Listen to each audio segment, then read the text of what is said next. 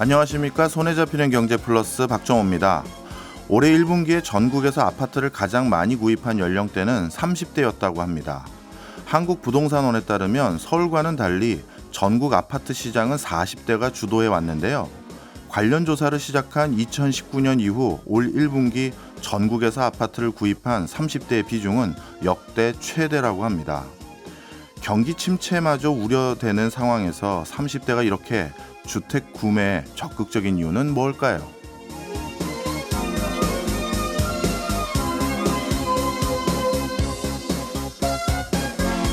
먼저 주택 구매가 쉬워졌기 때문입니다. 최근 대출금리 상승세가 주춤한 상황입니다. 거기다 생애 최초 주택 구입자 대상으로 주택담보대출 비율이 80%까지 상향됐고 대출 한도도 4억 원에서 6억 원으로 확대됐기 때문입니다. 또 지난 1월 말부터 판매된 특례 보금자리 론의 인기가 높은 것도 30대의 거래 비중을 키운 원인입니다.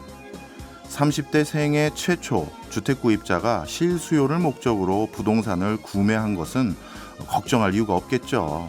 하지만 이 때문에 부동산 시장에 또다시 투기형 가수요 바람이 불게 되는 건 아닐지 걱정입니다. 5월 1일 월요일 박종호의 손에 잡히는 경제 플러스 광고 듣고 시작합니다. 주식시장의 흐름을 알아보는 증시 열렸다 시간입니다. 오늘도 86번가 정광우 대표와 함께합니다. 어서 오세요. 네, 안녕하십니까. 예, 오늘도 증시가 쉬고 이번 주는 한국 증시가 이틀이나 휴장이죠.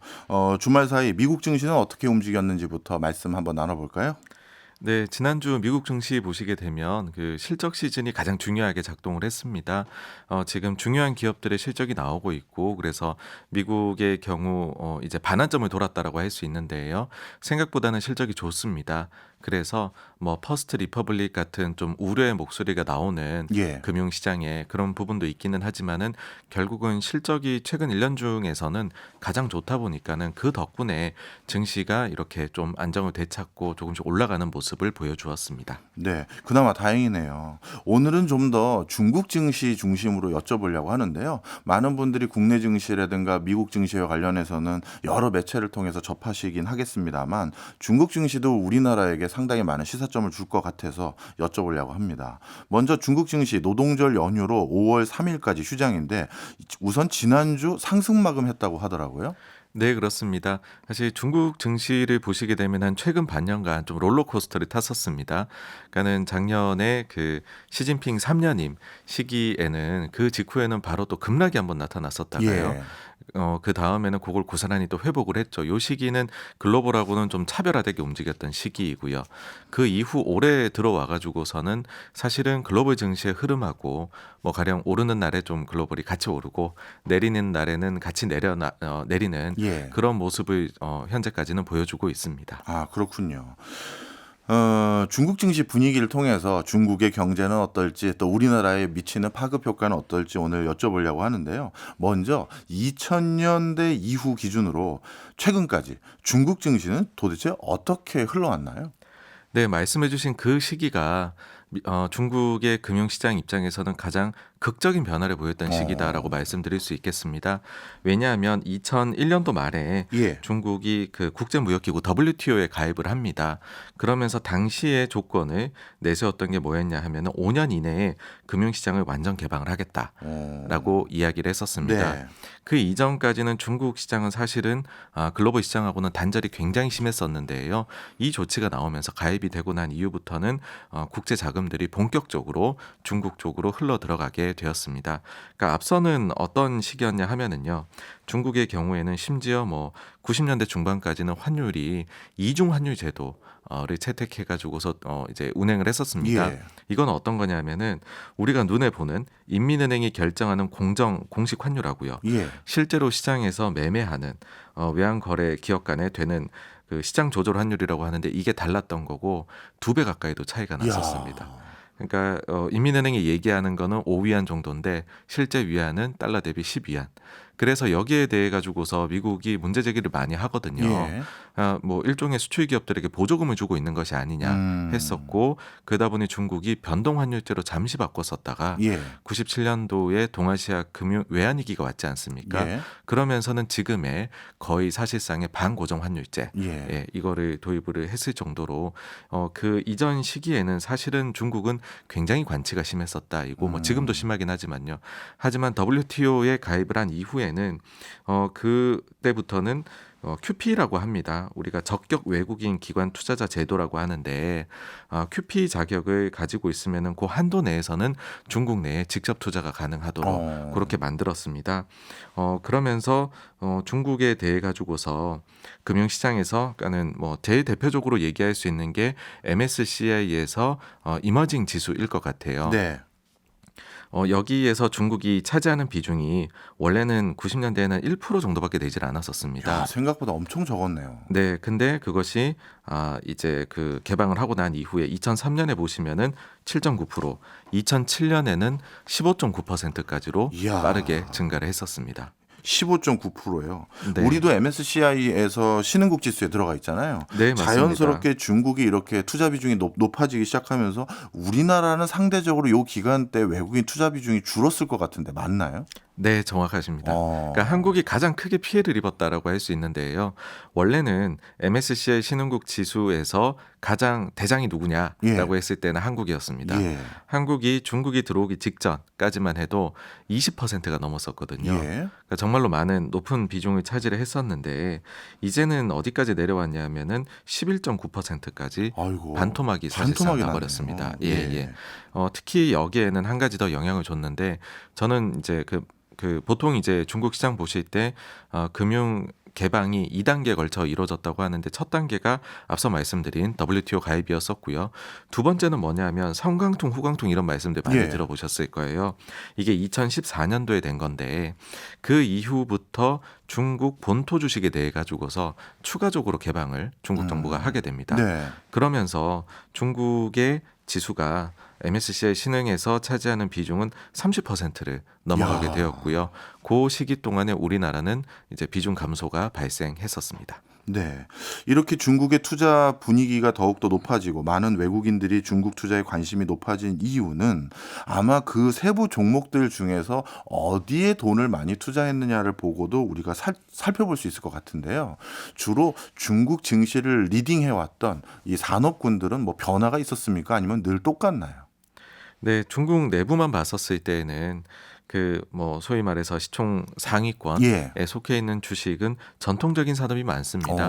뭐 은행이라든지 아니면은 정유화학 같은 좀 시클리컬 산업들, 예. 이런 것들이 본토에는 많이 있고, 근데 여기서 나아가서 뭐 그 디알로 상장이 미국에 되어 있는 것들의 경우는 이제 그 바이두라든지 알리바바라든지 각종 우리가 알고 있는 그런 빅테크 기업들, 예. 이런 것들이 나눠져 있습니다. 네. 그래서 아마도 많이들 투자를 하시는 부분들은 요 빅테크 쪽으로 그렇겠죠. 한국에서 중국 주식들 하시는 분들은 하고 계신 것 같고, 예. 막상 이제 중국의 우리가 말하는 이제 상해 종합 지수가 어떻게 움직였느냐라고 했었을 때는 이런 전통적인 주식들의 움직임이 영향을 훨씬 더 많이 주고 있다 이고, 그러면은 최근에 중국 증시의 반등은 누가 이끌었냐라고 했을 때는 바로 이런 좀 전통적인 주식들이 이끌었다, 그렇게 말씀드릴 수 있을 것 같습니다. 이건 제 생각과 좀 달랐네요. 저는 중국이라는 게 항상 새로운 신산업 분야의 중요한 경쟁자, 잠재적 위협자라고 인식하는 게 전 세계적인 기조이기 때문에 증시에 대한 관심도 이쪽에 더 쏠릴 거라고 생각했는데 오히려 은행, 정유화학 등 정통 부분이 더 높다고요? 네, 여전히 높은 비중을 차지를 하고 있고요. 다만 이제 그 우리가 일종의 뭐 그 코스피 코스닥을 나누듯이 여기에서는 뭐 과창판이라든지 다양하게 또 좀 미래 산업을 이끌어 나갈 수 있는 기업들을 따로 분류를 해가지고서 시장을 만들어 놓은 곳들이 있습니다.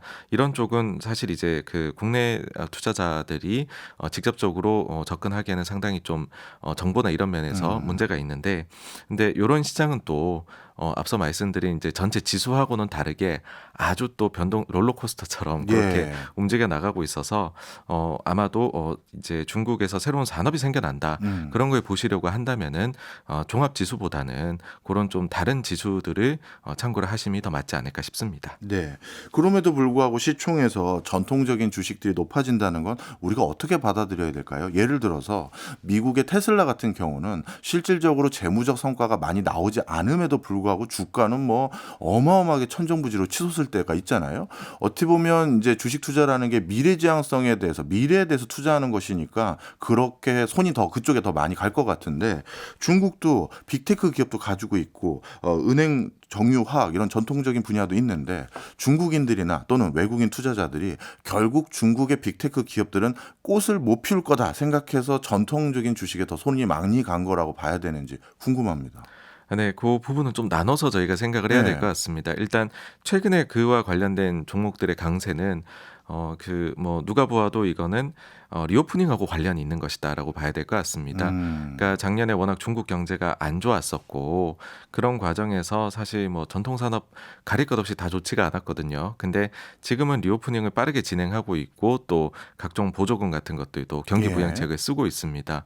그러면 중국이 경기 부양이 되기 위해 가지고서는 사실은 제일 GDP에서 크게 차지를 하는 부분은 건설 경기가 좋아져야 되는 부분이다 보니까 예. 그런 부분들이 다 뭐 이런 좀 경기 민감이나 은행이나 이런 것들도 다 연관이 있는 것이겠죠. 그래서 요 부분이 최근에는 좀 상승을 이끌었다라고 보일 수 있는데 그런데 장기적으로 보았을 때는 사실 뭐 그 빅테크들을 이기기는 거의 뭐 불가능하지 않을까라고 생각을 합니다. 중국을 보면은 저는 우리나라가 굉장히 많이 떠오르거든요. 예. 왜냐하면은 한국의 발전 경로를 좀 비슷하게 따라가고 있는 것이 아니냐라는 생각이 들 때가 많아서인데 그런 측면에서 봤었을 때에는 우리도 맨 처음에 금융시장을 개방을 하고 그다음에 발전을 해 나갈 때에는 전통 분야가 오히려 좀 강세를 보인 면이 있었습니다. 그런데 그 이후에 아주 이제 글로벌에서 이제 기술적으로 선도를 하는 그런 예. 기업들이 나오면서는 점점 전통 쪽의 비중은 줄어들게 되고 나머지 이제 미래를 선도하는 기업들의 비중이 높아졌었기 때문에 예. 일시적으로는 리오프닝의 영향이 전통 산업에게 도움을 주겠지만 예. 그 이후에는 결국은 또 미래를 봐야 되지 않을까 싶습니다. 네. 미래지향적인 산업군 같은 경우는 또 외국에서 실적을 많이 올려야 되는데 중국의 정책 기조가 최근에 수출 지향에서 수입 대체형으로 좀 바뀌어가는 것 같긴 해요. 그러면 이런 것들도 중국 증시에 요즘 반영이 어떻게 되고 있습니까? 네, 중국이 가장 나아가고 싶어하는 방향인 것 같습니다. 그러니까 미국이 달러 자체가 예. 왜 글로벌의 기축 통화가 될 수 있었느냐라고 했었을 때 주요 이유로 꼽는 것이 달러의 유통이 많이 되었다라는 것이거든요. 그러니까 많은 사람들이 쓸 수 있어야지 그게 기준이 될 수 있다인데 예. 이를 위해 가지고서 미국은 적자를 많이 냈었죠. 그래서 적자를 미국이 많이 낸다라는 것은 달러화가 다른 나라로 많이 이동을 하게 된다라는.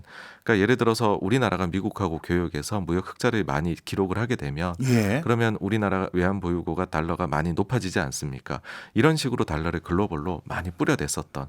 그러면은 이제 이런 식으로 무역 적자를 보는 국가는 사실 그런 경쟁력이 좀 약화가 되어야 되는데 미국은 그게 아니라 다른 분야에서 뭐 금융이라든지 아니면은 뭐 다른 이제 국제 수지 이제 차지하는 경상 수지에 속하는 다른 자본 관련된 쪽에서 또 우수한 경쟁력을 보이면서 미국 자체는 힘을 잃지 않고 영향력도 늘려가면서 네. 힘도 높아졌었던.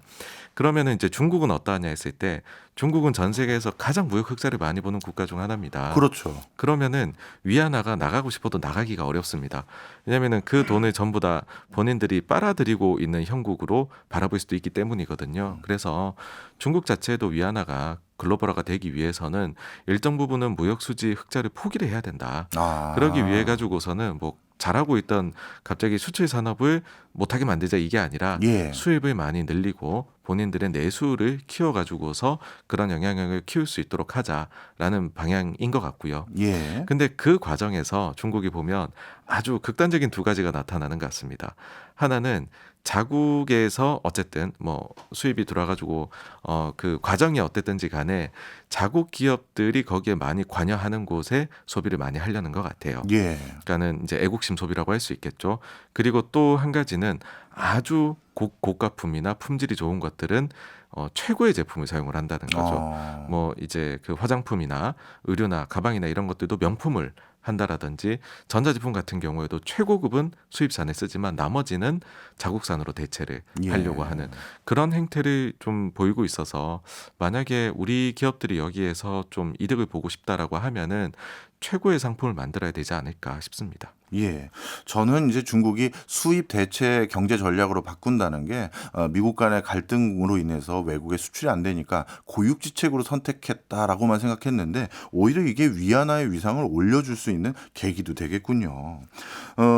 관련해서 그럼 자연스럽게 이걸 여쭤볼 수밖에 없는데요. 최근 전 세계적으로 미중 간의 그 경제 갈등 또는 양안 간의 갈등 이런 것들이 크게 불거지고 있는데 이런 과정에서 중국 증시를 바라보는 글로벌 자본들은 어떤 시각인가요? 굉장히 복잡한 속내라고 저는 마음을 가지고 있지 않을까라고 생각을 합니다. 예.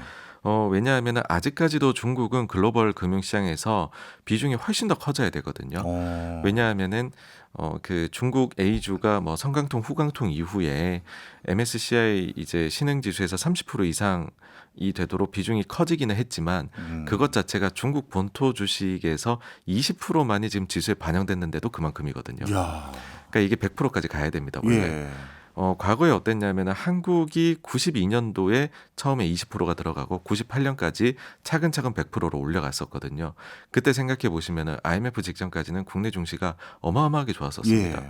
그다음에 대만 같은 경우에도 이게 처음에 들어가고 100%까지 반영되는데 거의 10여 년이 걸렸었거든요. 그러니까 중국도 이 과정을 거치지 않을까였는데 그 전제 조건은 개방을 계속해줘야 되는 부분이었는데 그때 마윈 이제 엔트파이낸셜 사태 때부터 해가지고서는 중국이 뭔가 규제를 너무나도 강하게 한다는 느낌을 받게 된 것이죠. 예. 그게 어느 정도까지 느낌을 받았냐 하면은 항상 신흥시장을 좋아하는 마크 모비우스 예. 굉장히 유명한 투자자지 않습니까? 근데 그 투자자조차도 올 초에는 중국이 거짓말을 하고 있다.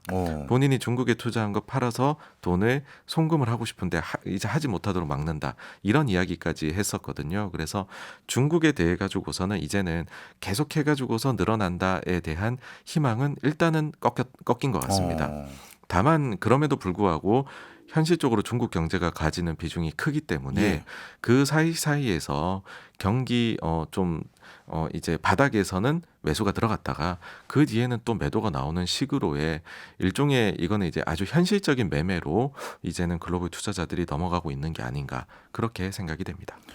중국 증시에 대한 기대감은 분명히 있으나 중국 투자를 할 수 있는 최적화된 환경 구비가 좀 자꾸 미진해지다 보니 좀 복잡한 마음이다 이런 말씀이시네요. 자, 그러면 중국 증시를 바탕으로 우리 증시에 투자 활용하는 점도 중요할 것 같아요.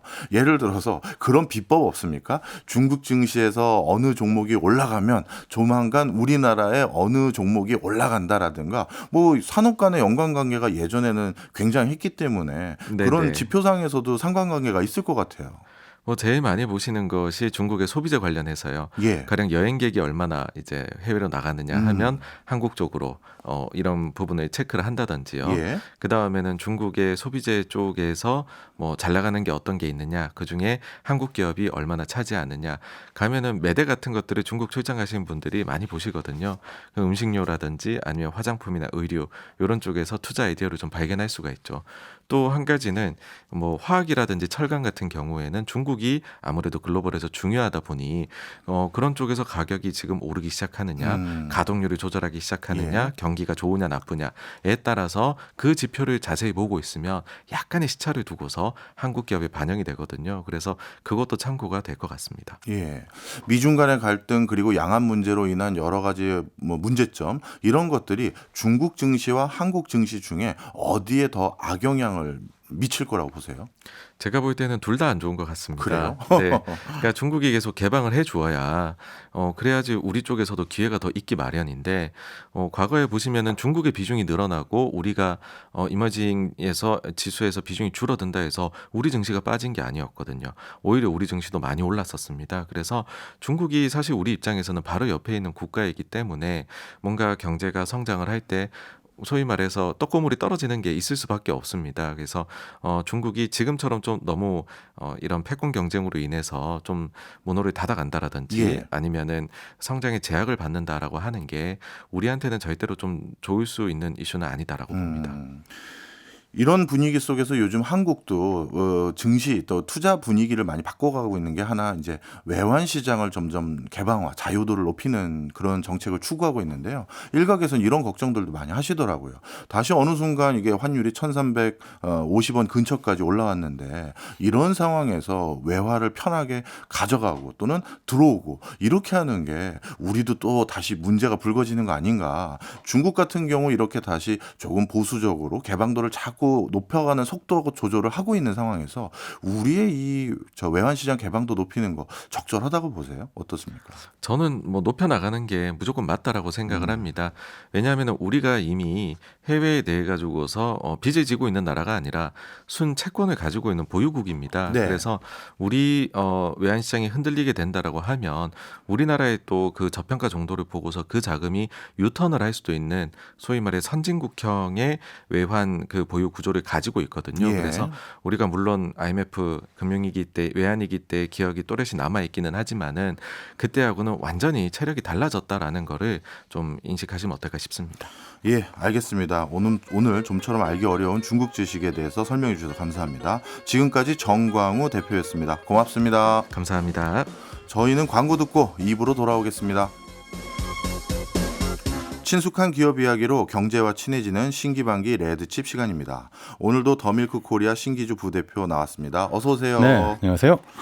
오늘은 어떤 기업인가 하고 딱 이름을 살펴봤더니 휴일에 가장 즐기면 좋을 기업 바로 넷플릭스입니다. 넷플릭스. 네. 근데 사실 저는 요즘 웨이브 많이 봐요. 아 그래요? 조선 변호사 재밌더라고요. 네, 그러니까 이만큼 사실은 넷플릭스, 웨이브 뭐 등등등 OTT 서비스가 굉장히 인기인데 예. 말씀하신 것처럼 이런 연휴에는 예. 해외여행 가거나 집에서 이제 방콕하거나 이렇게 하는 거잖아요. 근데 최근에 이제 윤석열 대통령이 미국에 가서 국빈 방문할 때 성과가 큰 이 경제 효과 투자 유치를 했는데 그게 넷플릭스잖아요. 맞아요. 이게 일단 여기서 이제 주목할 인물이 한 명 있습니다. 네. 인물이 누구냐면 그 대통령 방미 일정에서 첫 단추 장식했던 인물인데 테드 사란도스 넷플릭스 CEO예요. 예. 이 인물 누군지 알면 이번 투자의 의미를 좀 잘 이해할 수 있거든요. 예. 그 이제 공동 CEO입니다. CEO가 한 명 더 있고요. 원래 이제 그 창업자는 아니에요. 원래 그 창업자는 리드 헤이스팅스라는 인물하고 마크 랜돌프라는 인물이 1997년에 넷플릭스를 창업했거든요. 야 역사가 생각보다 오래됐네요. 25년, 6년 됐죠. 예. 근데 이 두 인물이요. 창업자가 문제가 있어요. 예. 영화 스트리밍 서비스를 창업했는데 영화를 몰라. 그럼 뭐 하는 그 사람? 사람 다 엔지니어예요. 컴퓨터 공학자. 그래갖고 우리 영화 너무 모르네 해서 이제 초빙한 인물이 1999년에 리드 헤이스팅스 창업자가 컨텐츠 전문가로 데려온 사람이 테드 사란도스 예. 공동 CEO입니다. 근데 이 인물은요 원래는요 DVD방 관리하던 사람이에요. 근데 DVD방이나 비디오방이라는 거 옛날 거지만 관리하면 어떤 게 좋냐면 사람들이 어떤 영화 많이 빌려가네? 그러면 이 영화 뜨겠네? 그러니까 이때 말하자면 소비자 트렌드를 보면서 예. 흥행에 대한 촉을 키웠던 인물이에요. 예. 근데 넷플릭스의 성장 단계가 3단계가 있거든요. 90년대에는 지금 말씀드린 것처럼 그러니까 요즘 이제 2030 분들은 DVD방 이러면 잘 모르실 텐데 DVD 대여해 주는 게 있었어요. 알죠. 아시는군요. 네.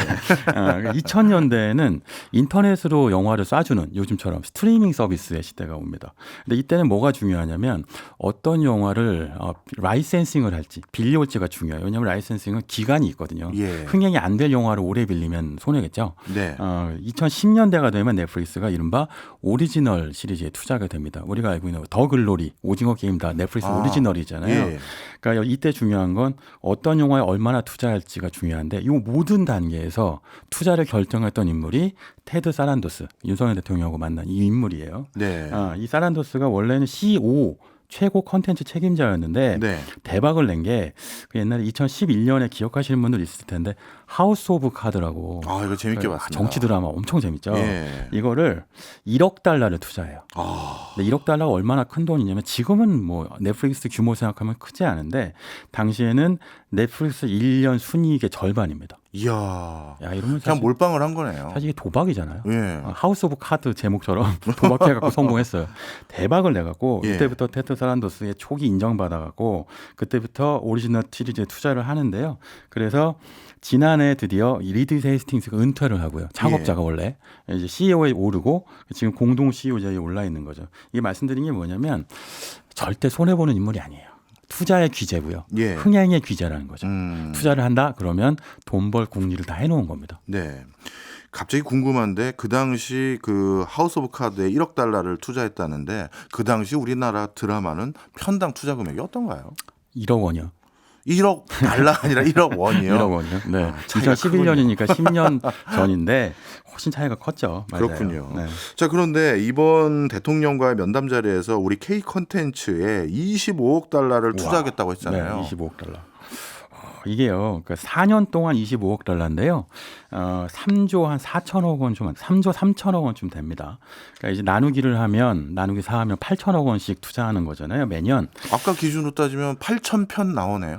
아, 그렇죠. 드라마로 치면 예. 그렇게 되는 겁니다. 근데 이게요. 그 넷플릭스의 그 한국 투자 역사를 좀 이해해야 돼요. 뭐냐면 원래는 한국에 투자를 많이 할 생각이 없었어요. 2016년에 진출했는데 이때는 그냥 한국에 구독자를 많이 가져간다 이런 목적이었는데 예. 2017년에 그 봉준호 감독의 옥자에 투자를 합니다. 예. 근데 이게 흥행은 사실은 뭐 그럭저럭이었어요. 그러니까 예. 요즘 뭐 오징어 게임 더 글로리 비교하면 대박은 아닌데 이게 칸 영화제에 진출했네.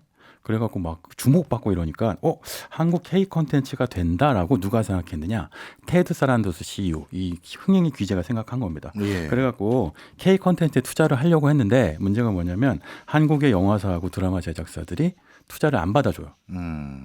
이게 왜 그러냐면 너무 조건이 예. 야박해서. 아. 이게 뭐냐면요. 넷플릭스 영화와 투자사, 제작사하고 관계를 보여주는 게 예. 투자 비율, 부율이라고 하거든요. 예. 뭐냐면 흥행이 되면 투자 그 수익을 얼마의 비율로 나눌 것이냐인데 보통 한국 드라마나 제작사의 경우에는 뭐 지금 뭐 케이스 바이 케이스로 다릅니다만 절반 정도라고 보시면 돼요. 6대 4, 뭐 7대 3 뭐 이렇게 되는데 넷플릭스의 경우에는 9대 1을 요구한 겁니다.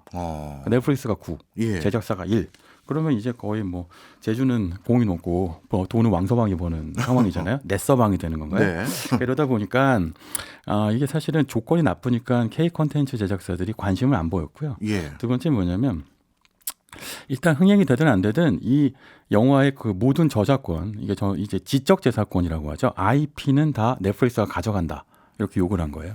아니 수익도 다 가져가고 저작권도 다 가져가고 그런데도 하네요 사람들이. 그러니까 이게 그 글로벌 흥행 때문이거든요. 그러니까 처음에는 관심이 없었어요. 그런데 어떤 일이 벌어졌느냐? 결정타가 일어났던 게 킹덤이라는 드라마가 있었습니다. 재밌게 봤죠. 좀비 드라마잖아요. 예. K 좀비. 이것 예. 때문에 뭐 좀비들이 뛰어다니고 갓 쓰고 뛰어다니고 그래서 한국 코리아 갓 이런 게 막 인기고 그랬거든요.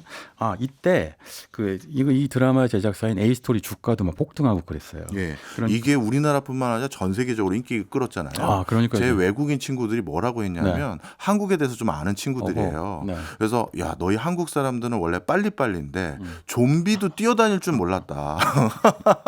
그러니까 외국 좀비들은 좀 느리잖아요. 맞아요. 그게 정말 문화 충격이었다고 하더라고요.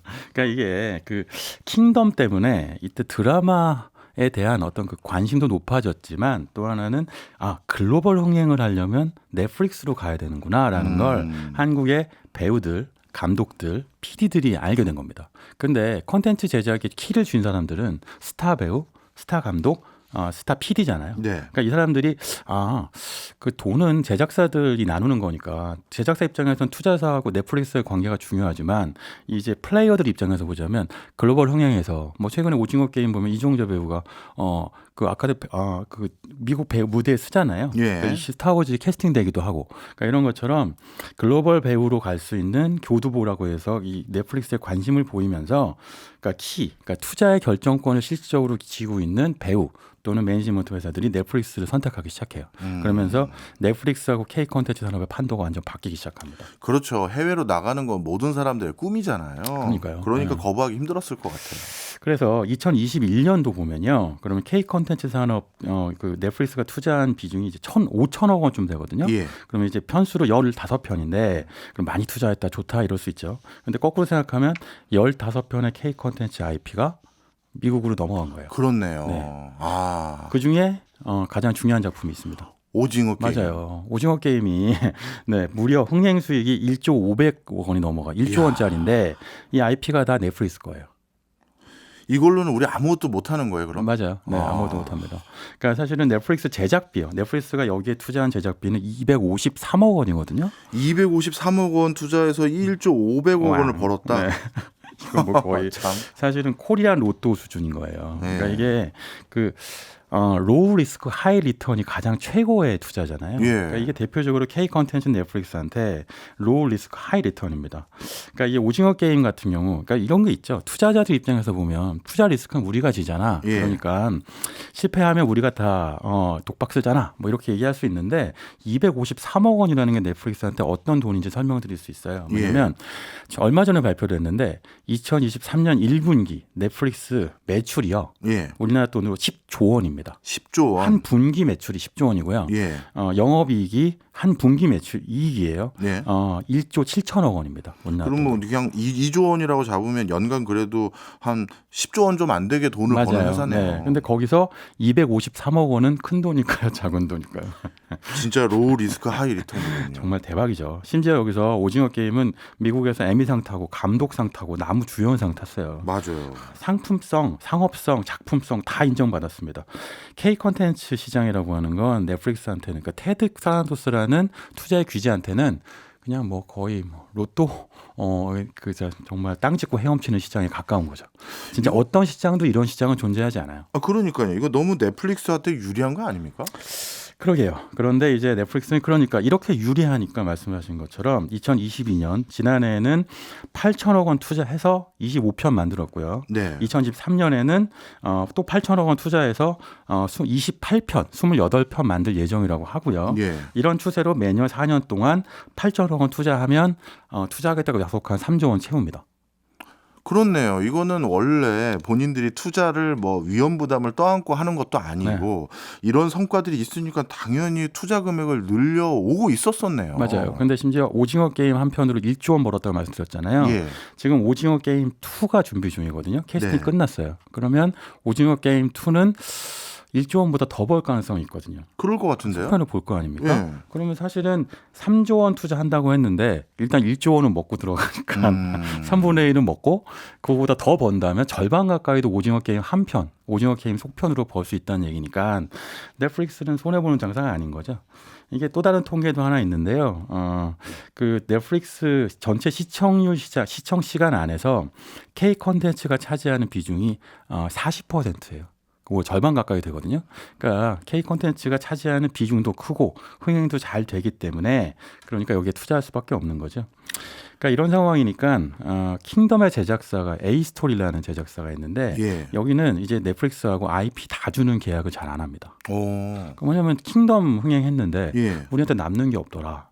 그래서 이제 나온 드라마가 그 지난해 드라마였죠. 이상한 변호사 우영우 엄청난 흥행을 했고 그 백상예술대상도 박은빈 배우가 받았는데 네. 요거 넷플릭스하고 계약 안 했어요. 그럼 어디랑 한 거예요? 요건 이제 그 무명 채널하고 계약을 해갖고 예. 그 채널도 흥행하고 그리고 이 드라마도 흥행한 후 넷플릭스한테는 IP 안 주고 라이센스로 영화만 빌려줬죠. 드라마. 아. 그래서 원하면 이것도 방법이군요. 네, 그러니까 수익을 계속 다각화할 수 있는 거예요. 그러니까 이게 IP가 얼마나 중요하냐면요.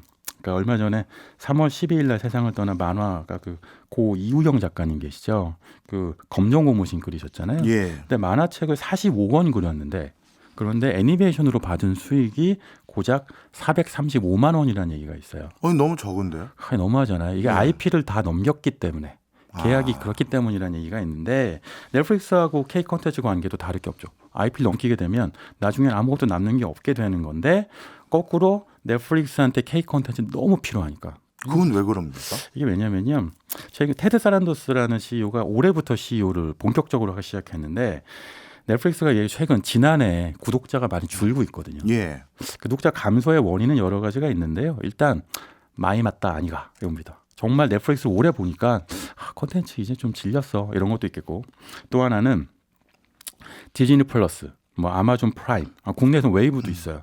경쟁 OTT 서비스가 증가하니까 그러네. 당연히 파일 나눠 먹게 되겠죠. 그 요즘 경기가 좀 안 좋아요. 그러니까 이른바 소비자들이 콘텐츠부터 줄입니다. 그러니까 이른바 코드 커팅이라고 하는데 이게 일어나요. 그러니까 넷플릭스조차도 1등인데도 사실 그 OTT 서비스 스트리밍에서 구독자가 주는 현상을 경험했어요. 테드 산도스가 어떤 카드를 내밀었냐면, 그래? 그럼 구독료 말고 우리 광고로 돈을 벌게. 그래갖고 소비자들한테 광고를 봐주면 그러면 저렴한 비용으로 넷플릭스를 볼 수 있는 서비스를 출시합니다.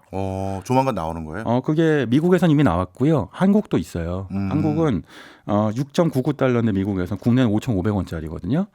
그리고 이제 원래 가격이 10,000원이었는데요. 이건 넷플릭스가 국내 기준으로 12,000원을 올려요. 그러니까 원래 광고 안 보려면 돈을 더 내고 광고를 볼 거면 저렴한 비용을 내세요. 이런 거 하는 겁니다. 그래서 광고 시장을 노렸는데 이게 워킹을 했어요. 작동을 합니다. 그래갖고 저렴한 상품으로 구독하는 사람들이 증가하고, 그리고 기존 구독자들도 그냥 구독을 계속하고 해서 2023년 1분기에 구독자가 175만 명 증가합니다. 그리고 또 하나가 이게 굉장히 논란의 거리인데, 집안 단속이라고 하는데 비밀번호 공유를 하는 거예요. 그러니까 이 비밀번호 공유해서 보시는 분들 꽤 있잖아요. 근데 이런 분들, 이런 구독자, 시청자가 한 전 세계적으로 1억 명쯤 된다고 추산되는데, 이 숫자도 엄청나네요. 엄청나죠. 요것만 1분만 유료로 흡수해도 구독자가 증가하겠죠. 그래갖고 이제 비밀번호를 공유 제한하는 정책을 쓰고 있는데, 그러니까 이게 서서히 하고 있어요. 이미 캐나다에서 시작했는데 효과를 보고 있거든요. 전 세계적으로 서서히 확대할 예정인데, 그러니까 말하자면 구독자가 이탈하지 않도록 하기 위해서 이런 식의 정책을 쓰려면 뭐가 필요하냐? 사람들이 안 볼래야 안 볼 수 없는 콘텐츠가 필요하죠. 흔히 킬러 콘텐츠라고 말하는. 여기서 K가 나옵니다. K 콘텐츠. 그래서 킬러 콘텐츠죠. 그래갖고 특히 대표적인 케이스가 입증된 게 더 글로리잖아요. 더 글로리가 정말 이거 덕분에 아시아에서만 넷플릭스가 150만 명 구독자를 확보했습니다. 그러니까 이게 K 콘텐츠가 갑이냐, 넷플릭스가 갑이냐 보면 사실은 K 콘텐츠가 갑인데 우리만 그걸 모르고 있는 거죠. 그러니까 점점 말씀을 듣고 보니까 더 아쉬워요. K 콘텐츠가 훨씬 더 위력적인 힘을 가지고 있는데 IP까지 모두 다 가져가는 넷플릭스의 관행, 이게 좀 억울합니다. 억울하죠. 근데 사실 그러면 해결 방법이 아주 없진 않아요. 뭐냐면 넷플릭스는 투자를 하죠. 그 돈을 다 가져가요. IP. 이거는 양보할 가능성이 별로 없다 그러면 넷플릭스한테 간접적으로 한국의 비용을 지불하게 하는 방법이 있는데, 그게 이른바 망사용료입니다. 말하자면 인터넷망을 쓰잖아요, 넷플릭스가. 근데 이제 인터넷망을 쓰는 비중이 유튜브보다 넷플릭스가 커요. 왜냐하면 고화질 영상이니까 전체 인터넷망에서 15% 이상을 넷플릭스가 독점하거든요. 그러면 이 비용을 내십시오 하면 그러면 돈을 내고 가겠죠. 그러면 이제 국내에서 이 비용을 갖고 콘텐츠에 투자할 수 있게 되는데, 그게 최근에 법정 공방이 있는데 1심에서는 넷플릭스가 졌어요. 근데 2심에서는 이제 항소를 하고 있습니다. 이것도 있고요. 법인세를 더 내게 내는 방법도 있어요. 지난해 1조 원 벌었는데 33억 원 냈거든요. 앞으로 넷플릭스하고는 우리가 좀 여러 가지 주판을 다시 챙겨봐야 될 것 같습니다. 지금까지 우리에게 친숙한 넷플릭스 어떤 의미가 있는지 살펴봐 주셨습니다. 지금까지 신기주 부대표였습니다. 고맙습니다. 고맙습니다. 지금 듣고 계시는 노래는 빅마마가 픽처리한 DJ DOC의 스트리트 라이프입니다. 노래 가사 중에 이 많고 많은 건물 중에 내 것이 없네라는 가사가 있더라고요. 요즘 MZ세대들이 더더욱 부동산 열풍에 빠져드는 이유도 이런 감수성 때문이 아닌가 생각이 듭니다. 박정호의 손에 잡히는 경제 플러스는 내일 오전 11시 5분에 다시 찾아오겠습니다. 고맙습니다. 길거리에 많고 많은 건물들 중에 그 안에 내 거라고 하나도 없다네. 턴테이블 하나, MRC 하나, 그리고 부다. 지금 경제 생활의 플러스가 되는 아주 경제적인 시간. 박정호의 손에 잡히는 경제 플러스.